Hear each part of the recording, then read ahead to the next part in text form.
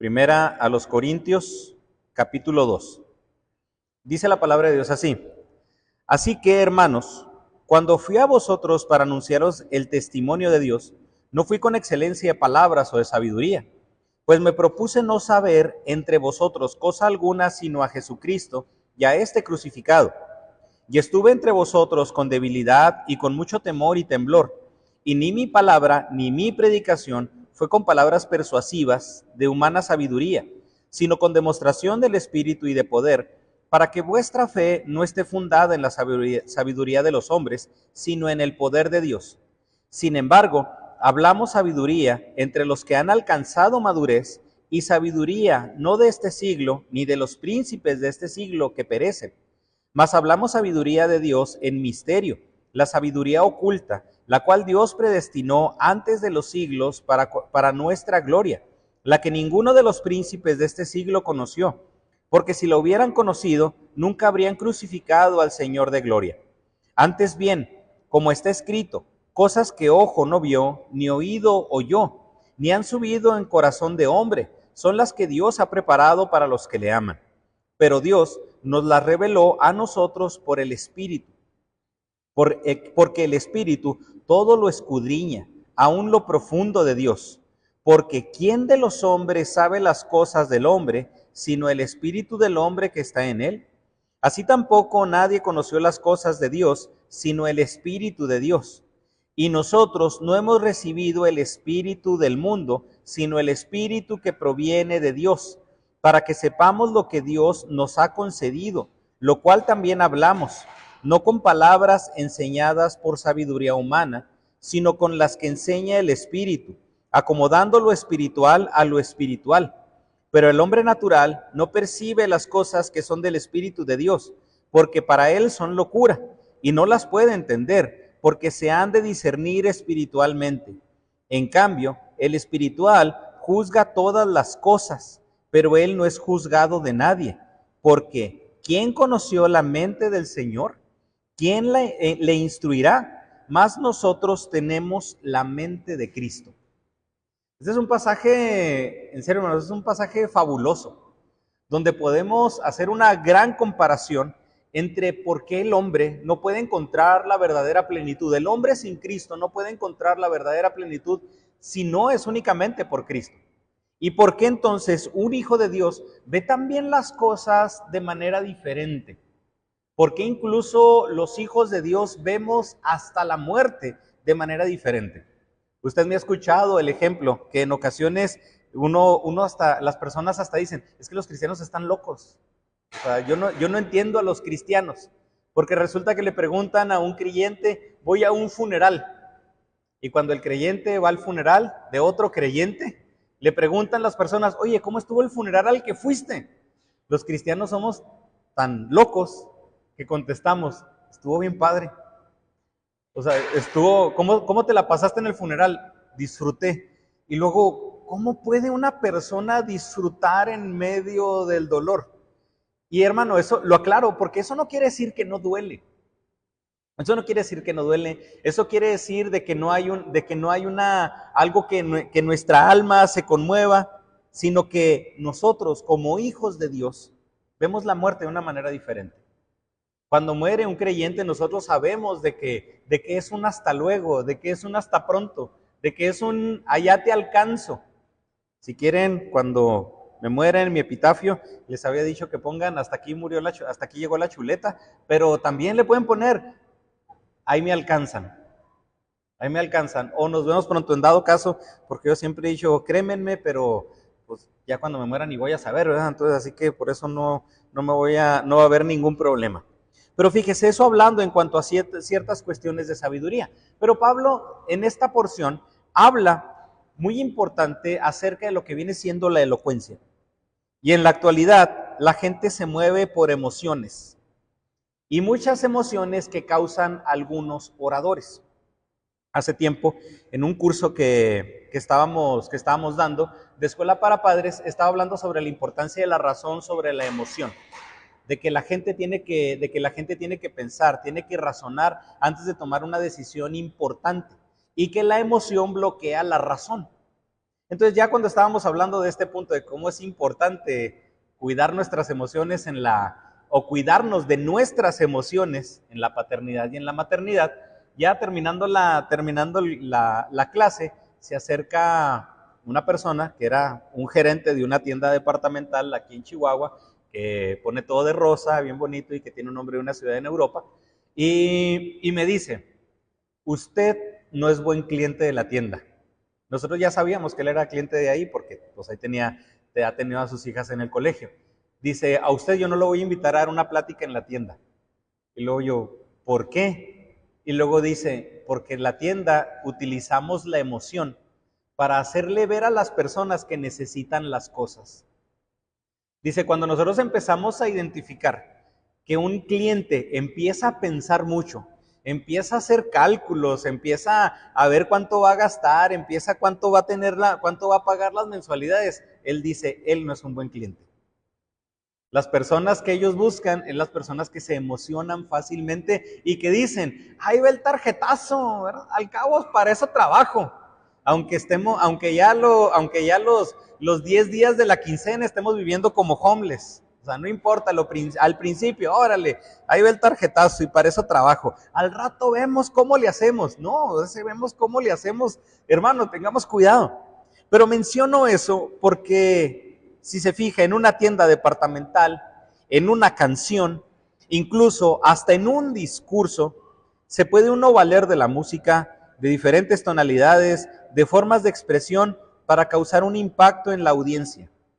En la actualidad proliferan los coaches, donde personas dan mensajes motivacionales y la gente se emociona con frases de que muchas veces esas frases son frases así, hermano, de a peso, que ni siquiera tienen así como que mucho contexto y que ni siquiera, si uno estudia y analiza la frase no dice mucho.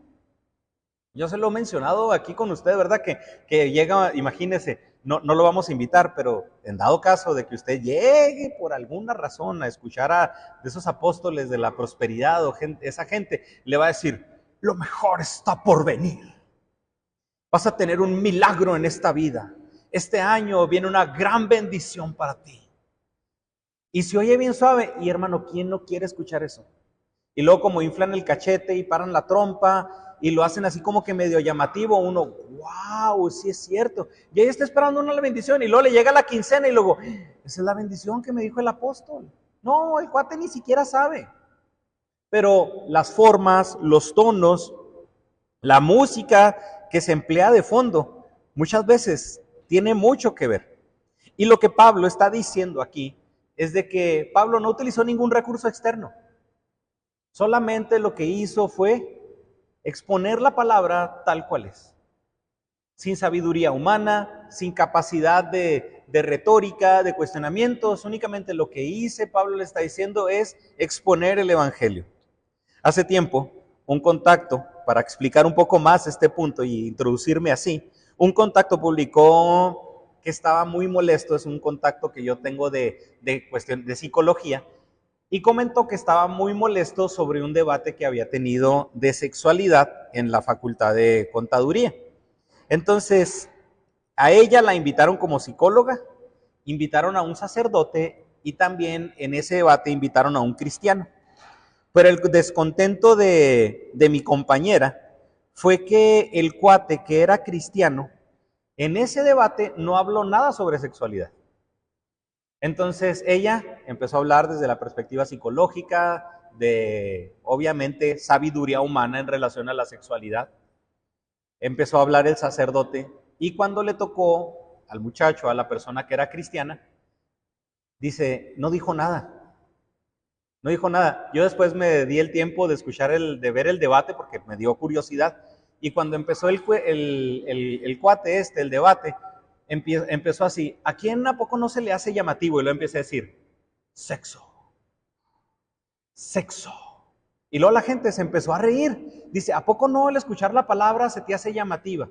Y empezó a decir chistes sobre la sexualidad, chistes sobre la sexualidad en diferentes etapas, y todo el mundo se empezó a reír porque la verdad, unos de los chistes sí eran graciosos, no eran así pelados ni nada, pero eran graciosos. Y cuando termina el debate, la audiencia le dio el gane a este muchacho en el debate, pero fue por votación. No presentó ningún argumento sólido. Lo invitaron como cristiano y no presentó ningún argumento bíblico. Lo único que hizo fue entretener, emocionar y hacer reír. Y entre una audiencia de puros jóvenes, obviamente, ¿cuál fue el ponente que tuvo más éxito? El que llamó más la atención. Pues el que los hizo reír. Y muchas veces pasa eso en la actualidad y debemos de tener cuidado y fijarnos siempre en lo que es el contenido del mensaje, en lo que es el contenido del canto. Y es donde uno se pudiera pensar y pudiera decir, y fíjese esta pregunta.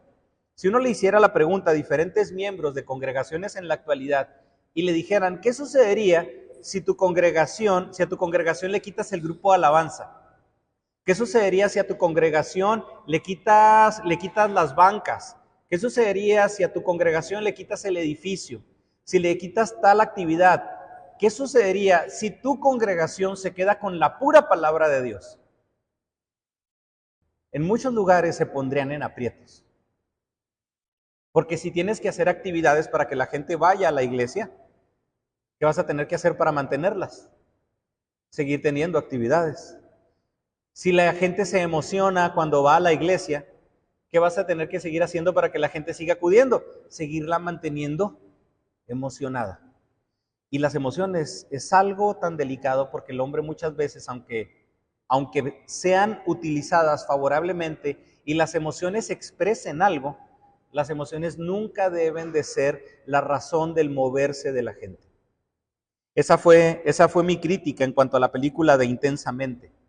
Habla de los pensamientos centrales, habla de las emociones, pero yo en ninguna parte de la película veo que hagan énfasis en la razón. Todo el mover de la población o de muchos jóvenes, de gente incluso ya grande en la actualidad es precisamente por eso. Y eso es importante porque Pablo aquí habla del peso que la palabra tiene por sí misma. La argumentación, la oratoria, aunque pueden ser complementarias, no va a ser lo importante del mensaje. Y esa es la razón por la que al terminar una predicación o un estudio, personalmente, no hacemos una invitación con un fondo de piano, o oramos de manera emocional, en la que movemos a la gente y usted tiene que pasar, y sí, pues la gente pasa. Y en ese momento, pues todo el mundo está emocionado, en ocasiones estamos conmovidos. Y claro que vamos a decir que sí a la invitación. Pero ¿qué sucede cuando esa predicación está basada en emoción? Pues claramente salimos del culto 1 o 2 días después, se nos acaba la emoción y volvemos a ser los mismos que cuando entramos al templo. Por eso, aquí Pablo comienza hablando y el mensaje de esta porción va a seguir siendo énfasis en el Cristo crucificado, abordando el tema de la predicación del Evangelio en relación con la sabiduría humana. Y lo primero que dice Pablo y la primera enseñanza que nosotros podemos tener, la tenemos en los versículos del 1 al 5, donde, hermano, nuestra fe, la fe del creyente está fundamentada en el Evangelio. La fe del creyente está fundamentada en el Evangelio, no en las experiencias, no en lo que a mí me pasó, no en cómo yo interpreté. Es que yo sí tengo mucha fe porque Dios ha estado conmigo. Pues, ¿cómo? Es que Dios ha estado conmigo a lo largo de mi vida porque he tenido muchos problemas y aquí estoy en la actualidad. Bueno, pues es que entonces eso aplica para todos y eso no quiere decir de que todos vamos a tener fe. La fe debe de estar fundamentada en el Evangelio. Versículos del 1 al 5. Lo voy a volver a leer. Así que, hermanos, cuando fui a vosotros para anunciaros el testimonio de Dios, no fui con excelencia de palabras o de sabiduría, pues me propuse no saber entre vosotros cosa alguna sino a Jesucristo y a este crucificado. Y estuve entre vosotros con debilidad y con mucho temor y temblor, y ni mi palabra ni mi predicación fue con palabras persuasivas de humana sabiduría, sino con demostración del Espíritu y de poder, para que vuestra fe no esté fundada en la sabiduría de los hombres, sino en el poder de Dios. Poder de Dios que la misma palabra nos dice que es el Evangelio. El éxito de la predicación nunca va a consistir en el predicador. El éxito del predicador no va a consistir en la forma en la que el predicador exprese, sino en el poder del Espíritu Santo. Siempre. Pablo resalta que cuando conoció a los corintios, él no basó su explicación en la elocuencia ni en su capacidad de discusión. De que a Pablo no fue, voy a estudiar este argumento para saber cómo voy a refutar con los corintios. Voy a tomar un curso de cómo poder hablar en público, cómo mover las manos, cómo presentarme, cómo pararme, para que el evangelio pueda ser captado por la iglesia o por la gente en Corinto. Pablo únicamente estaba comprometido en predicar al Cristo crucificado. Y esto es importante, hermano, porque no podemos dejar de predicar el mensaje de la cruz. No podemos dejar de predicar que la gente se someta a Cristo. Si hay algo que debe estar siempre presente en la predicación, es la necesidad de Cristo, la necesidad de salvación, la necesidad de redención, la necesidad de transformación que únicamente va a venir a través de Jesucristo. Porque la gente no necesita saber o descubrir que hay un campeón dentro de él. La gente necesita someterse a Cristo para salvación, para perdón de pecados y para redención.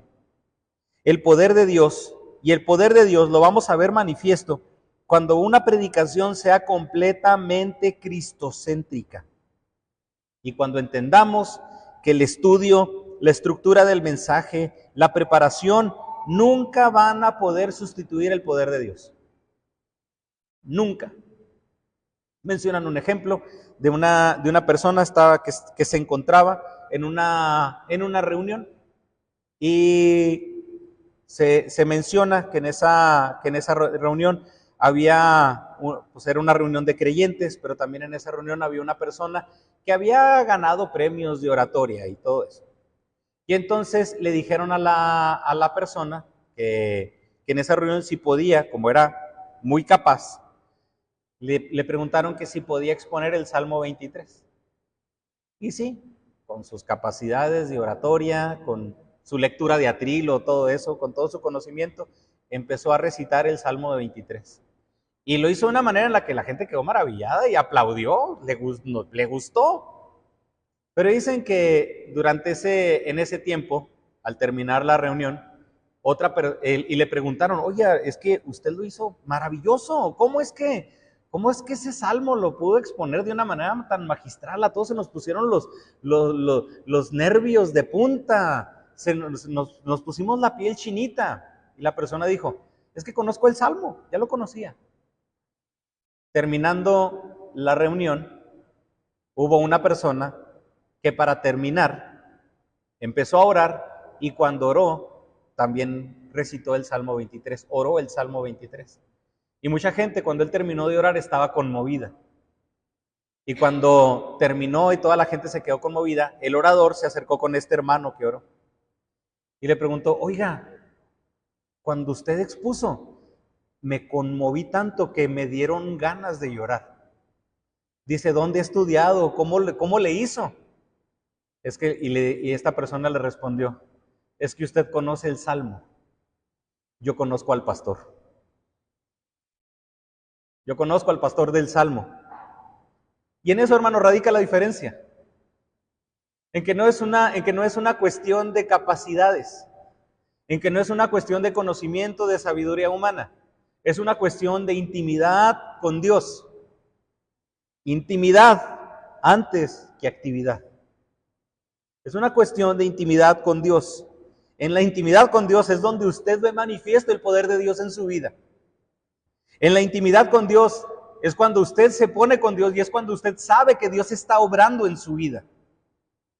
Por eso no podemos depender del estudio, de estructuras, de preparación. Debemos depender en su totalidad del poder de Dios. Y debemos de llevar a la gente a Cristo. Ese Cristo que venció el pecado en la cruz para la restauración de la relación con Dios y santificación. Debemos de llevar a la gente a ese Cristo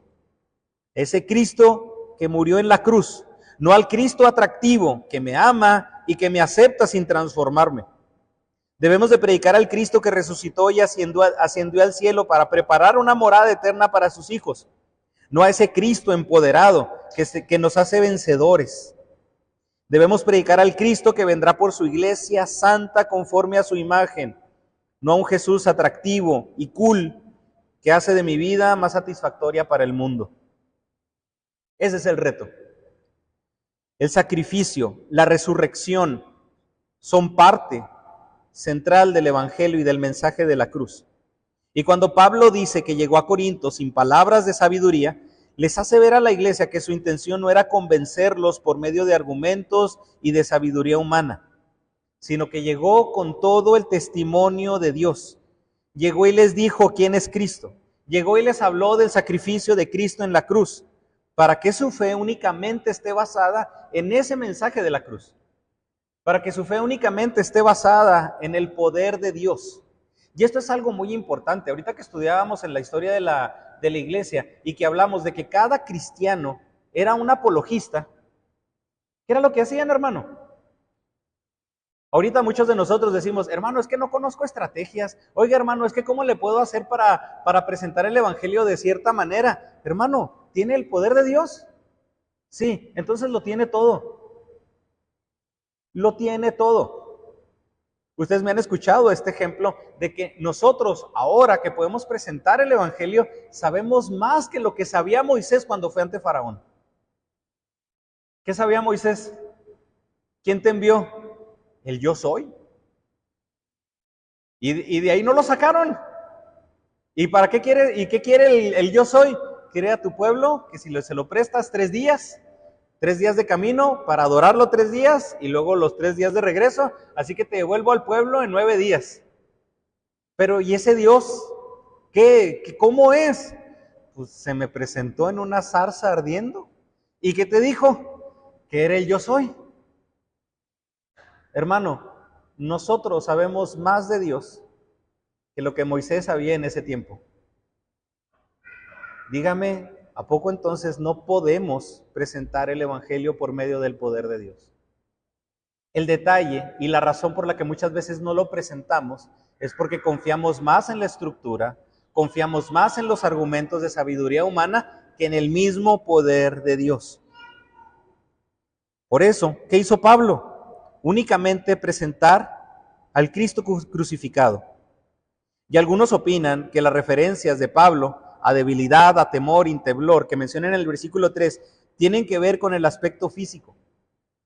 Porque algunos mencionan que Pablo posiblemente era una persona que si ustedes la veían decían, no, este vato ¿qué va a tener de maravilloso? Posiblemente que no tenía mucha estatura, posiblemente lo que se conoce como una persona de bajo perfil, que no llamaba mucho la atención. Incluso algunos dicen que posiblemente en cuanto a su voz y su forma de expresar, Pablo no era la persona más elocuente. Otros creen que algunos en la iglesia no lo creían como líder. Pero imagínense, entonces, ¿cómo Dios, puede hablar por medio de una persona que la sociedad o que la gente en la sociedad no lo consideraba o no consideraba cuestiones de fortaleza? Pablo, ¿eres alto? No. Pablo, ¿tienes barba? No, tampoco. Pablo, ¿sabes explicar? Pues sí. ¿Sabes argumentar y qué tan bueno eres para discutir? No mucho. Híjole, ¿qué diría la sociedad? No, que él no exponga. Porque nosotros nos valemos mucho por lo que vemos y por las habilidades. Pablo reconocía que los corintios demandarían mucho en cuanto a la destreza, a la retórica y a la capacidad de oratoria, la cual no era la mejor en el caso del apóstol Pablo. Por eso en el versículo 4 de entender que ni la homilética del mensaje, homilética refiriéndonos a la forma, a la estructura, eran cuestiones que destacaban en su oratoria. Por eso Pablo rechazaba la idea de convencer a los corintios con sabiduría humana. En ocasiones se presta que la evangelización pareciera como subasta. Vamos a evangelizar. Vamos a tocar casa por casa. Oiga, soy fulanito de tal y vengo de la iglesia Bautista Emanuel. ¿Cómo se llama? Hortensio. Fíjese, don Tencho. ¿Conoce a Cristo? No, pues debería. ¿Por qué no lo conoce? ¿Ha reconocido que usted es pecador? Sí. Y luego se le da el plan de salvación. ¿Quiere aceptar a Cristo? No. ¿Por qué no? A usted le conviene aceptar a Cristo. Es que usted, ¿a poco no quiere estar en el cielo? Sí, sí quiere estar en el cielo. ¿Y no quiere aceptar a Cristo? No. Es que si usted acepta a Cristo, usted va a estar en el cielo. Y si acepta a Cristo, Dios le va a dar plenitud de vida. Y si usted acepta a Cristo, Dios le va a dar gozo. ¿A poco no? Y si se acepta a Cristo en la próxima media hora, le vamos a dar esto. O sea, hermano, el evangelio no es una subasta. El evangelio no es una cuestión de tratar de convencer a la gente con argumentos que a nosotros nos funcionan. El argumento es el poder, el evangelio es el poder de Dios para salvar al pecador. ¿Y qué basta con lo que el creyente tiene que hacer? Basta únicamente con predicar y con hablar la palabra de Dios.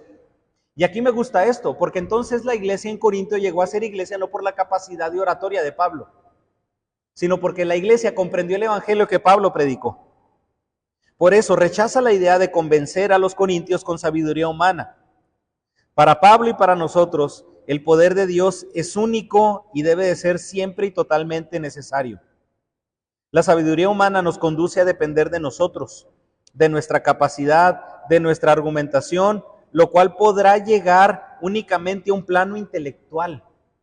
Cuando explicamos, la gente puede entender, la gente puede comprender, la gente puede llegar a ese conocimiento.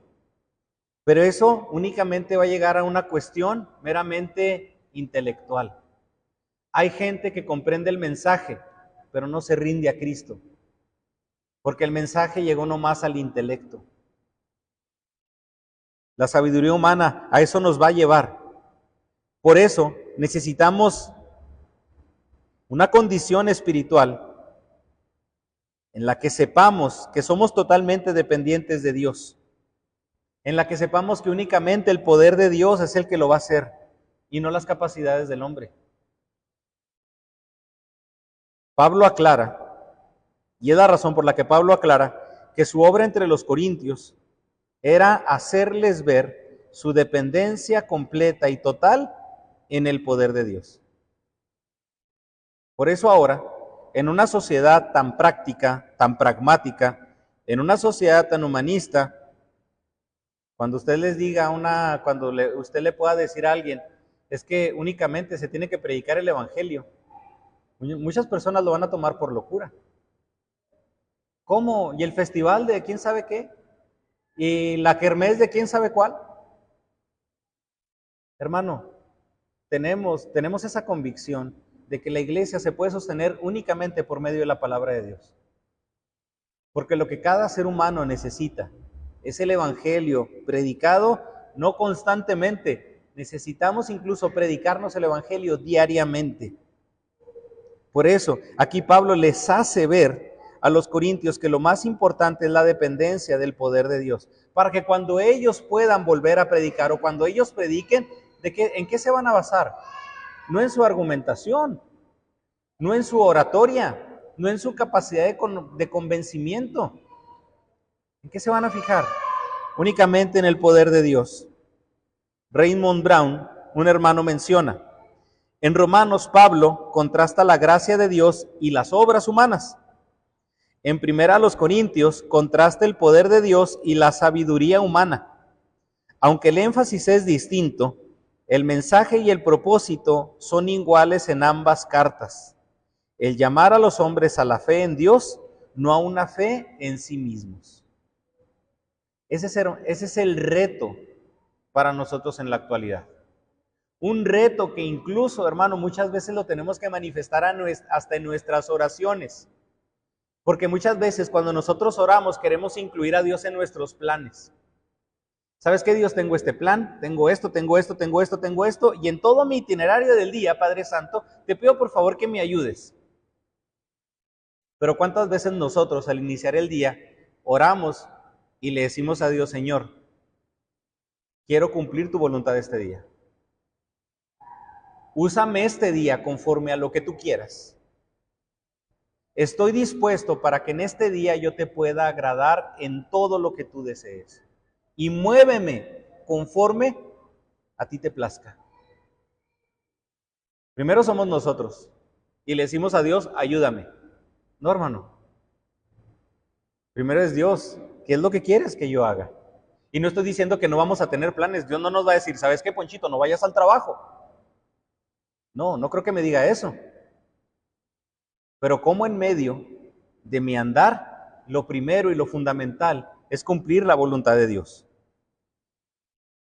La iglesia, cada uno de nosotros necesita urgentemente tener una fe basada en el poder de Dios que viene por medio del Evangelio. ¿Qué tanto conoces el Evangelio? Es lo que así, si me dices, ¿qué tanto conoces el Evangelio? Yo sí te puedo decir, bueno, esa es la fe que puedes tener en el poder de Dios. Pues es el poder de Dios que puede operar en ti.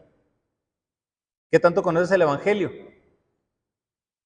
Esa es la fortaleza incluso hasta de tu fe. Porque la fe no está basada en experiencias. La fe no debe estar basada incluso ni en otra persona. No, hermano. ¿Qué te ha dicho Dios a ti por medio del Evangelio? ¿Qué te ha cambiado Dios a ti por medio del Evangelio? ¿Cómo ha actuado el poder de Dios en tu vida por medio del Evangelio? Esto nos da una base muy clara. Si en tu vida no está el Evangelio diariamente, difícilmente o imposiblemente el poder de Dios va a actuar en ti. Y creo que todos muchas veces oramos y le pedimos a Dios que actúe en nosotros. Pero la pregunta no es si oras para que Dios actúe. La pregunta es qué tanto el poder de Dios por medio del Evangelio opera en tu vida. Para eso es indispensable el Evangelio. Pero algo también maravilloso es de que es un Evangelio y una sabiduría accesible para todos. Versículos del 6 al 10. Un Evangelio y una sabiduría accesible para todos.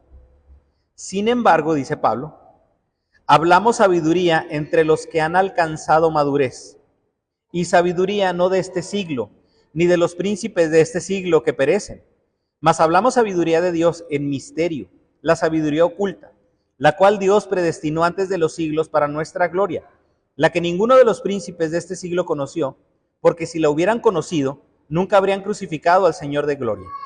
Antes bien, como está escrito, cosas que ojo no vio, ni oído oyó, ni han subido al corazón, en corazón de hombre, son las que Dios ha preparado para los que le aman.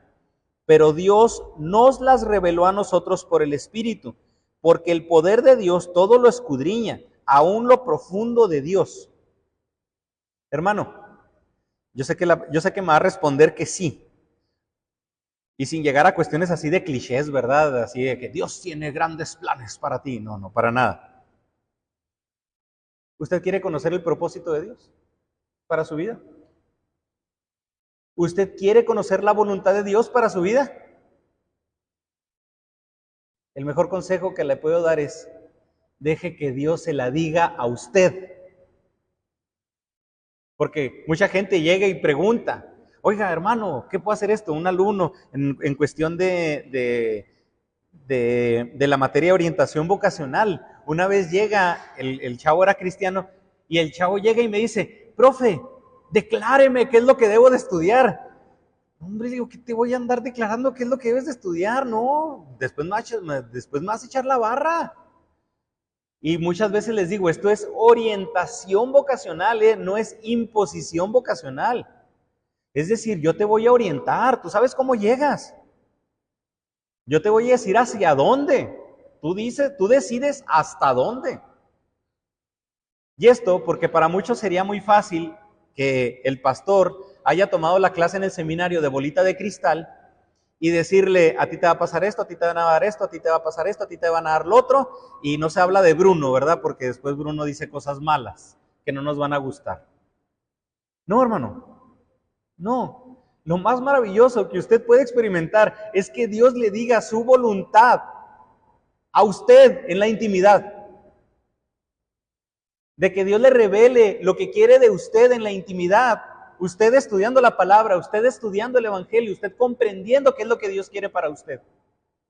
Porque eso es lo triste, de que muchas veces ve la gente al pastorado, a los pastores, así como si fueran un medium, ¿no? Así, te voy a dar esto, te voy a declarar lo otro. No, hermano. No, porque lo más maravilloso es que es una sabiduría de Dios, es un evangelio de Dios accesible para todos. Como bautistas, creemos en el sacerdocio de cada creyente. ¿Qué quiere decir eso? Que Dios se nos puede revelar a todos. Yo por ser pastor no tengo una revelación especial. Yo por ser pastor no tengo una mejor revelación que la que usted tiene. No, podemos llegar a la misma revelación, pero ¿qué necesitamos? Meternos con Dios. Porque Dios es accesible para todos. Esa fue una de las cosas, de las cuestiones que llevaron a Martín Lutero a la Reforma. Porque para empezar, las misas eran en latín, en Alemania. ¿Qué dijo? ¿Quién sabe? Sabrá Dios, ¿verdad? Ahora sí sabrá Dios. O sea, y Martín Lutero dice, él leyendo la palabra dijo, todo mundo necesita saber esto. Todo mundo necesita saber esto. Y es lo que lleva a Martín Lutero a traducir la Biblia al alemán, comenzando por el Evangelio de Juan. Porque Martín Lutero decía, todo esto debe de ser accesible para todos. Todas las personas necesitan conocer quién es Dios y necesitan acceder a la salvación. Hermano, usted está incluido en eso. Lo más maravilloso que a usted le puede pasar es que Dios le diga a usted en la intimidad lo que quiere de usted. Y eso lo va a lograr usted leyendo la palabra de Dios. Pero algo también que me gusta mucho aquí, en esta porción, pasando del versículo de los 1 al 5, aquí al 6 en delante, es de que del 1 al 5 observamos que Pablo habla en primera persona, yo. A partir de este versículo, Pablo empieza a decir, nosotros. Sin embargo, fíjese, Pablo no dice, hablé sabiduría. Sin embargo, hablé sabiduría, no. Sin embargo, hablamos sabiduría. Versículo 7, más hablamos sabiduría. Significa que esa sabiduría de Dios es una sabiduría que se debe compartir. El mejor patrimonio de la iglesia es el evangelio. Lo que la iglesia tiene y con lo cual la iglesia nunca va a estar desamparada es el evangelio. Ay, pastor, pastor, es que las finanzas. Tenemos el evangelio. Ay, pastor, es que esto. Tenemos el evangelio. Pastor, es que el otro. Hermano, tenemos el evangelio. Y es en lo que la iglesia debe confiar. Tenemos el evangelio de Dios. Evangelio por medio del cual Dios se va a revelar a usted también en intimidad. Esta porción es importante porque si solo nos quedamos incluso con la última sección del capítulo 1, donde Pablo habla acerca de la sabiduría, y con estos primeros 5 versículos muchos concluiríamos con que la sabiduría es mala, lo cual es incorrecto. Pablo resalta que el objetivo de la sabiduría no es ganar una discusión. El objetivo de la sabiduría no es ganar una discusión. Una de las cuestiones que yo menciono cuando estoy trabajando con personas y les digo es que lo malo de la gente es de que escuchamos para responder en vez de escuchar para comprender. ¿A poco no? Piensa en una discusión reciente que usted tuvo. O hasta esas discusiones que usted se arma en su cabeza mientras está lavando los trastes. Usted está hablando y usted dice, ¿cómo no le respondí esto? Hasta solo se dice, ¿verdad? Y hubiera respondido esto. Y si me dice esto, le voy a responder esto. Porque escuchamos para responder, escuchamos para refutar. Eso es lo malo de la sabiduría humana. Cuando debemos de escuchar para poder comprender. La sabiduría no es mala en sí. El detalle también es que la sabiduría no es el objetivo principal de la predicación. La sabiduría, aquí nos está hablando, sabiduría que viene del Espíritu. La razón y el entendimiento del hombre nunca deben de ser un criterio para la revelación divina. Más bien es al contrario. La revelación de Dios es un criterio para el cual el hombre debe examinarse. Eso quiere decir, hermano, ¿quieres ser sabio? ¿Quieres ser sabio? Santiago no dice, pídale a Dios. ¿Quieres ser sabio? Lea la palabra de Dios. Adopte el Evangelio. Lo mencionamos al principio, que muchas veces tenemos ese concepto de que una persona sabia es ese viejito que a lo mejor la vida ya le ha puesto sus aporreadas y basado en todas sus experiencias es sabio. Aquí nos habla de que si la sabiduría es accesible para todos, cualquier persona puede tener la sabiduría de Dios. Y lo hemos visto anteriormente en el capítulo 1, que ni aun lo más sabio del hombre se compara con el mínimo aspecto de la sabiduría de Dios. Sabiduría en la que no se necesita tener grados académicos muy altos, no se necesita ser una persona de demasiada edad, no se necesita ser una persona que haya tenido muchísimas experiencias. La sabiduría de Dios viene por el Evangelio, que es el poder de Dios. El hombre debe entender eso. Pero también, fíjese, porque aquí dice, sabiduría entre los que han alcanzado madurez. Ok, eso quiere decir que si una persona sabia es una persona madura. Va de la mano la sabiduría y la madurez. Pero fíjese, hablamos de sabiduría de Dios en misterio, sabiduría oculta, la cual Dios predestinó antes de los siglos para nuestra gloria. Y aquí es así como que, a ver, ¿cómo? ¿Cómo que sabiduría oculta? ¿Cómo que misterio? Fíjese, el hombre debe entender de que Dios dotó al mismo hombre con entendimiento. Entendimiento por el cual el hombre también puede acceder a Dios. Pero también entendimiento por medio del cual el hombre puede funcionar adecuadamente. Y esta sabiduría es importante porque la podemos utilizar para reforzar la fe. Ejemplo, cuando Dios hizo al hombre, cuando Dios hizo a Adán y a Eva, no les dio un instructivo de cómo poder utilizar, de cómo poder convertir el petróleo a combustible. No les dio un instructivo de cómo poder fundir el metal y cómo poder trabajar el oro. No, Dios le dio al hombre la inteligencia, el entendimiento para poder utilizar la naturaleza y los recursos de manera adecuada. La palabra de Dios nos habla en Romanos que Dios se reveló también por medio de lo que el hombre puede ver. Antes de que existiera el pensamiento evolucionista, científicos como Isaac Newton ellos creían en un creador. Ellos confiaban en un creador. Algunos lo llamaban el arquitecto, independientemente de que si así lo llamen los masones o no. Pero decían, es que todo esto, todo este diseño tan inteligente tuvo que haber sido creado por alguien. Y entre los científicos, más conocían la naturaleza, más conocían el espacio, más conocían la microcreación, más se convencían de que Dios existía. Entre más investigaban, entre más sabían, más se convencían de que esto no podía haber sido creado solo. Dios le dotó al hombre esa sabiduría. Y por eso menciona la palabra misterio. Porque ¿cómo se resuelve un misterio? Estudiando. ¿Cómo se resuelve un misterio?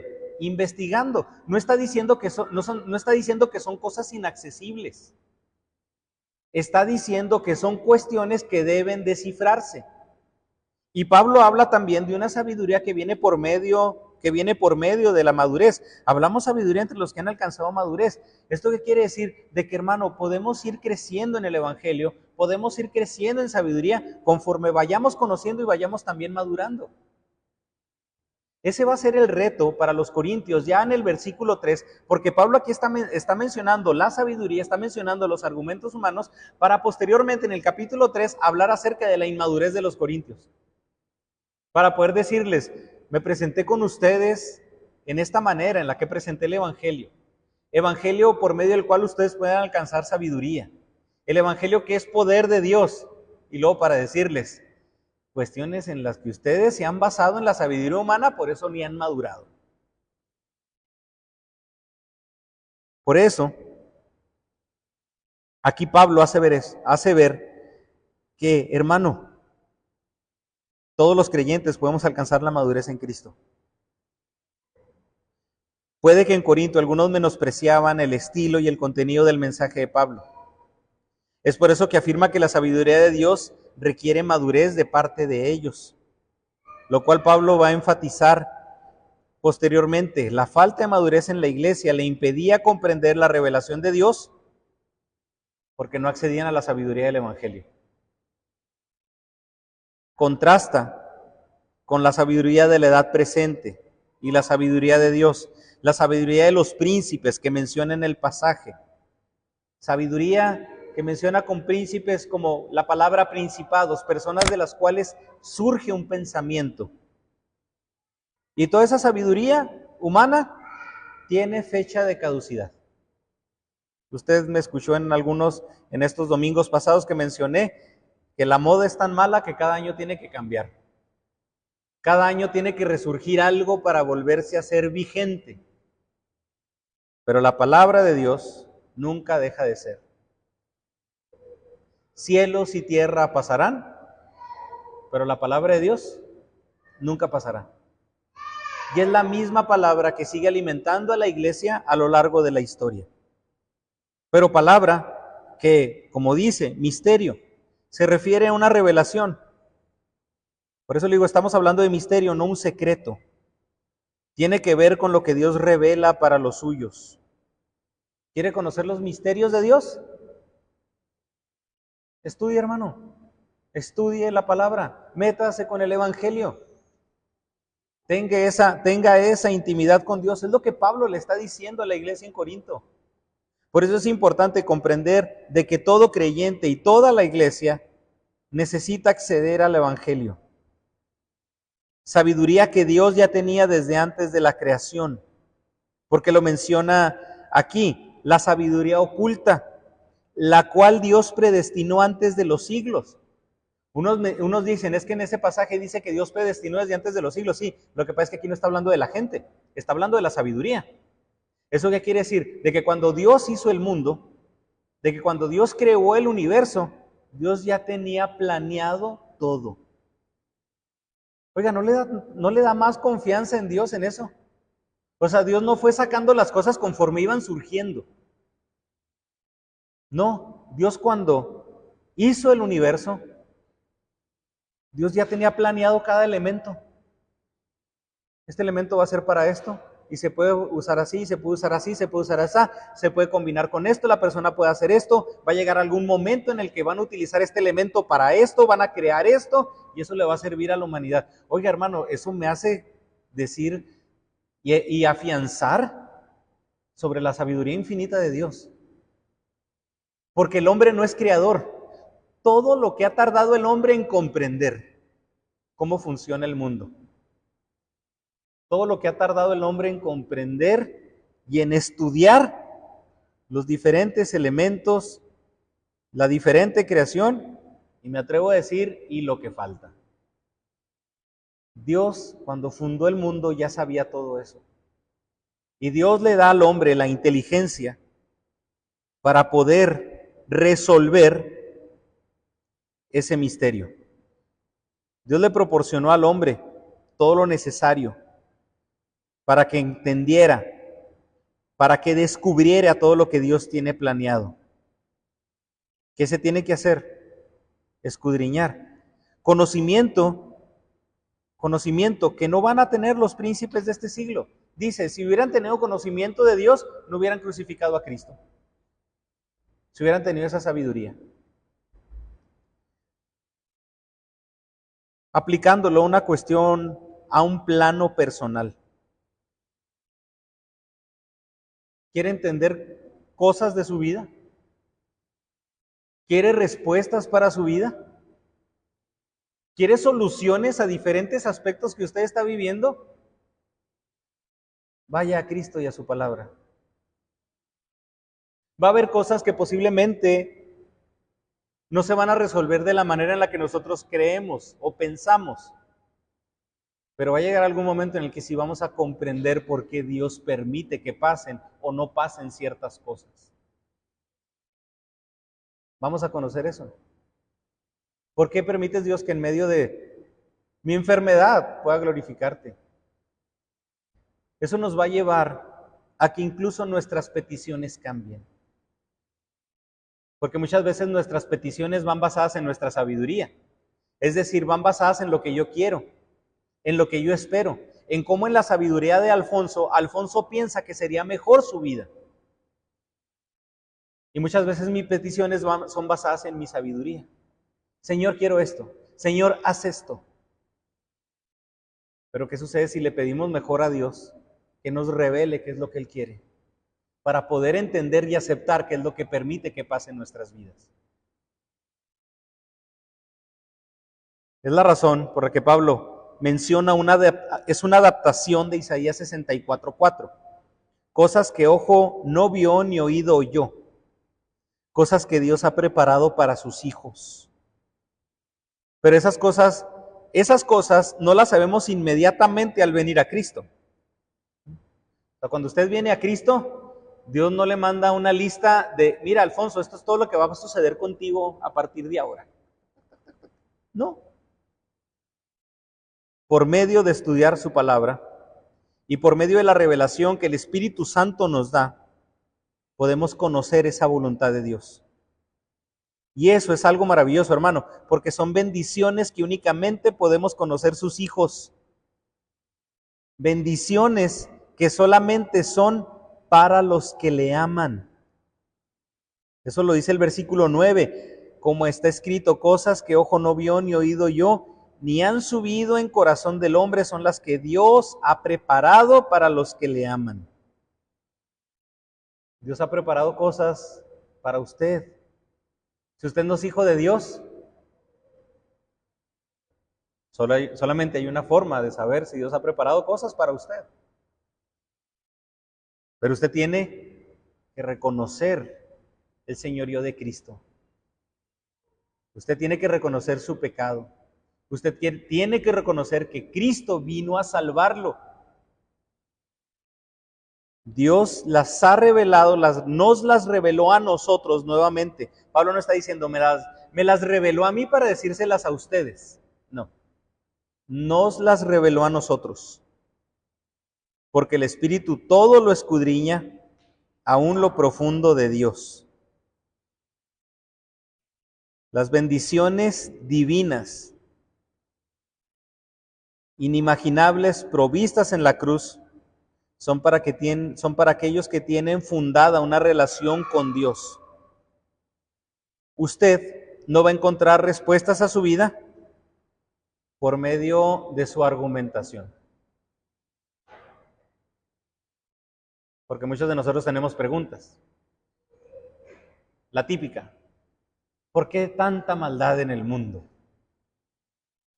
¿Por qué pasan estas cosas? Y buscamos sabiduría humana, argumentación, para poder obtener esas respuestas.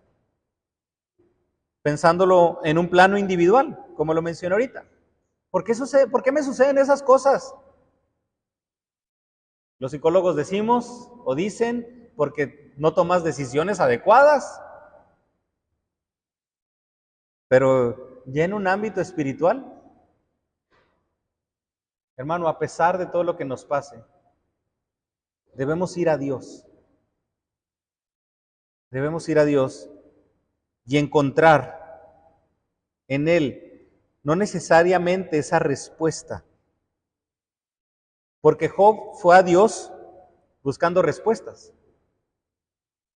Job se acercó a Dios buscando respuestas. Pero Job terminó no conociendo el plan de Dios. porque nuestra mente limitada no lo vamos a poder conocer. Job se acerca a Dios buscando respuestas, y Job termina aceptando que Dios es creador, que Dios es soberano, y que Él hace lo que le place. Y aprendió a que puede haber paz, gozo, descansando en todo lo que Dios ha provisto desde antes de la fundación del mundo. Por eso, hermano, en la sabiduría humana nunca va a haber respuestas para lo que Dios hace. Por eso es ilógico que una persona busque respuestas en Dios sin tomar a Dios en cuenta. Como lo que les digo, ¿por qué si Dios existe hay tanta maldad? Pues es que mientras busques argumentos humanos, nunca vas a encontrar paz en cualquier respuesta que te dé. Solo por medio de la fe, el hombre puede obtener la revelación de Dios. Únicamente el Espíritu de Dios puede conocer a Dios en sí mismo.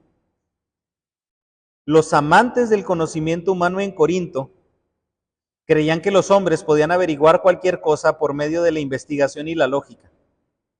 Los gnósticos creían que podían descubrir los secretos más recónditos de Dios por su intelecto. De ahí viene la palabra gnóstico, conocimiento. Pero no es así. El hombre necesita humildad para aceptar la sabiduría divina, que solamente el Espíritu Santo puede comunicar por medio del Evangelio. ¿Qué necesita, hermano? Y vamos a llegar, y quiero desde ahorita plantear que vamos a llegar a esta conclusión. No necesariamente el hombre necesita respuestas. El hombre necesita someterse a Dios.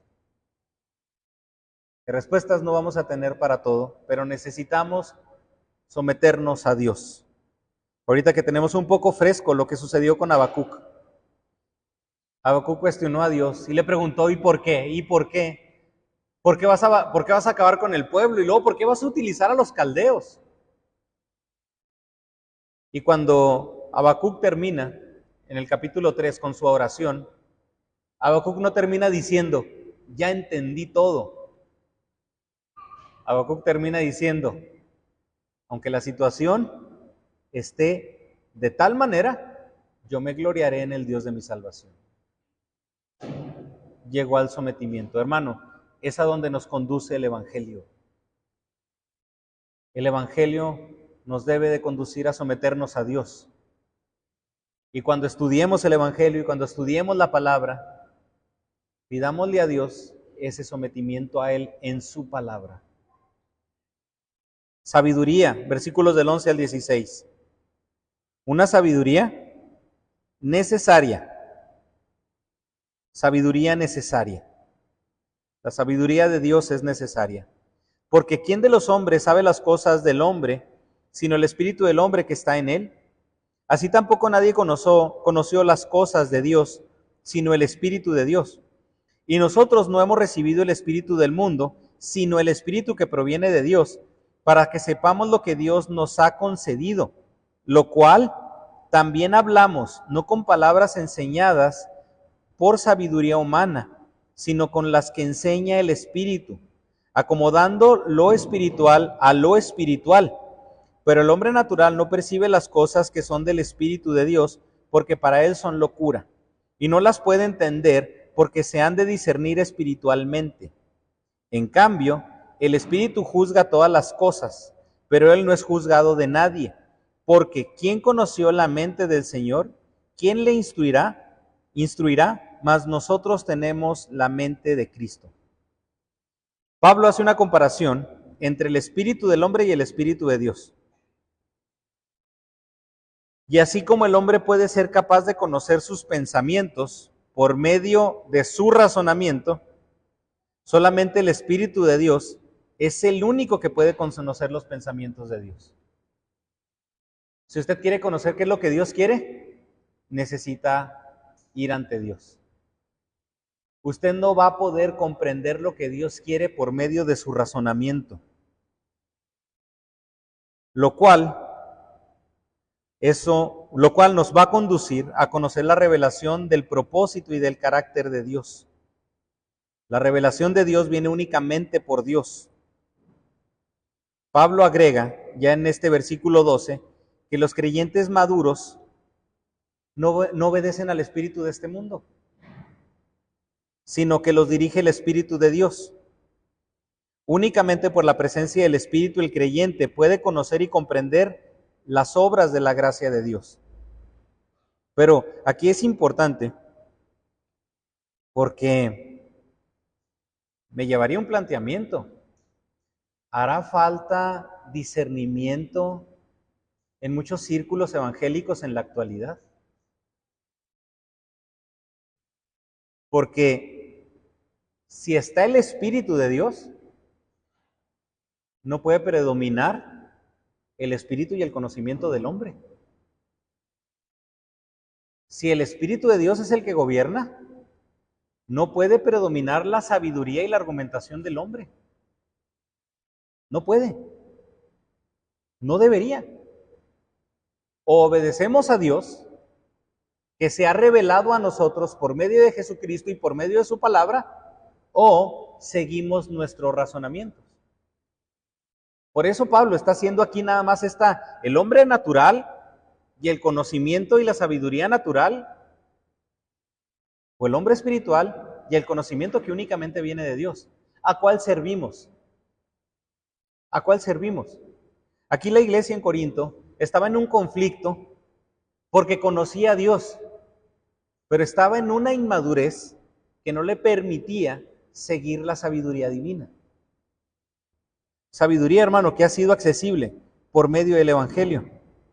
Pablo enfatiza que los cristianos maduros comunican la palabra con el Espíritu.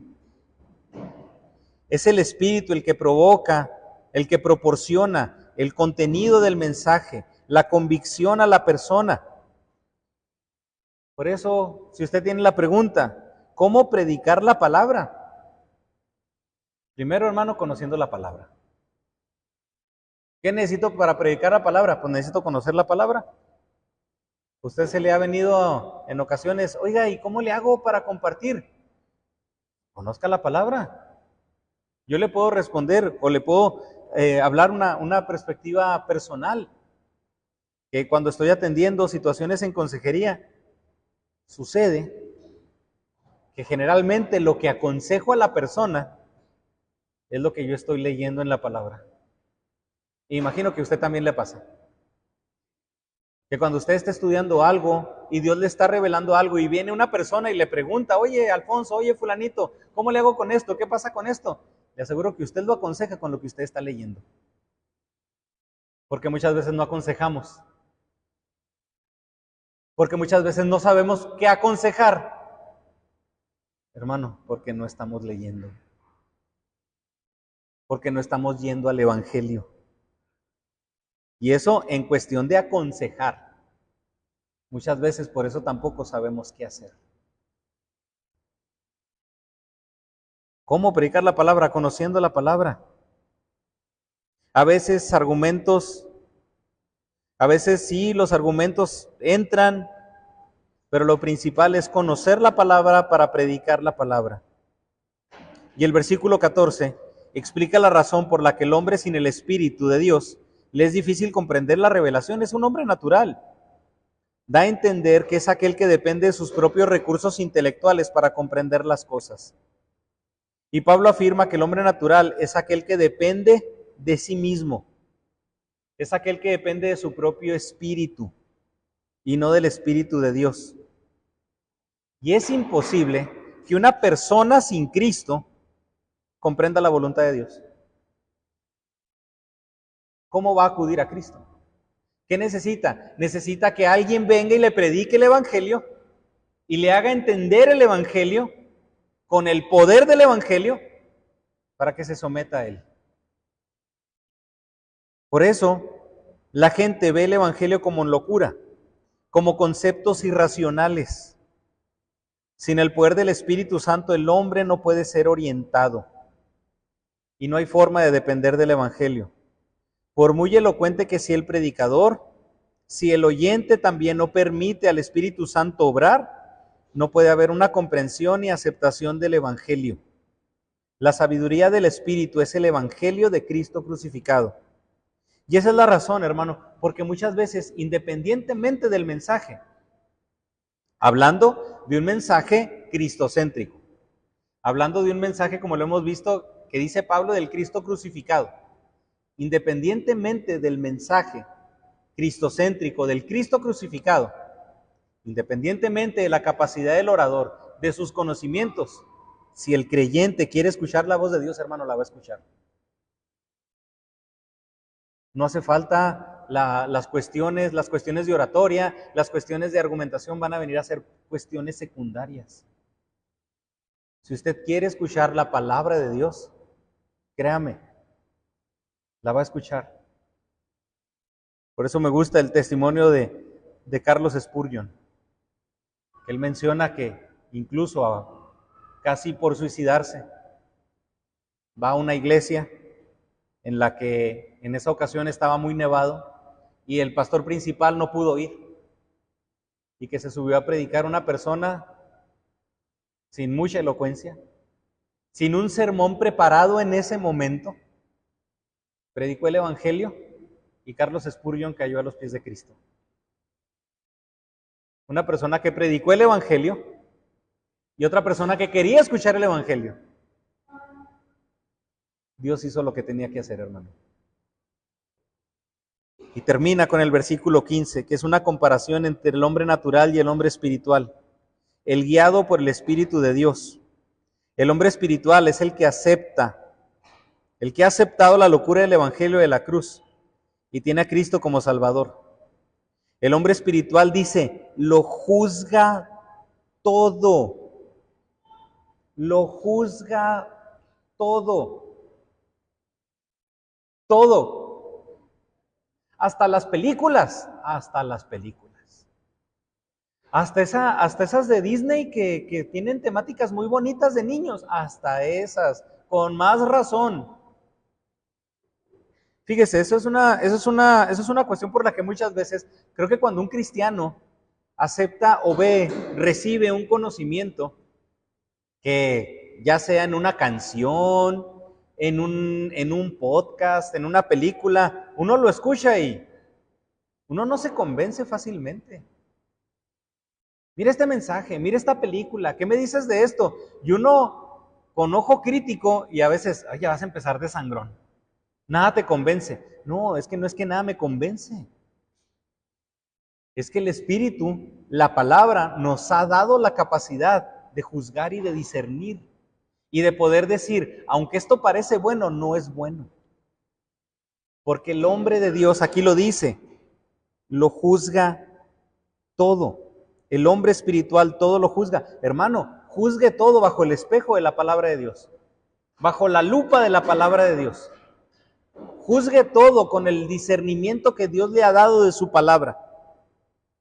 El hombre de Dios, gobernado por el Espíritu, lo único que va a hacer es responder ante Dios.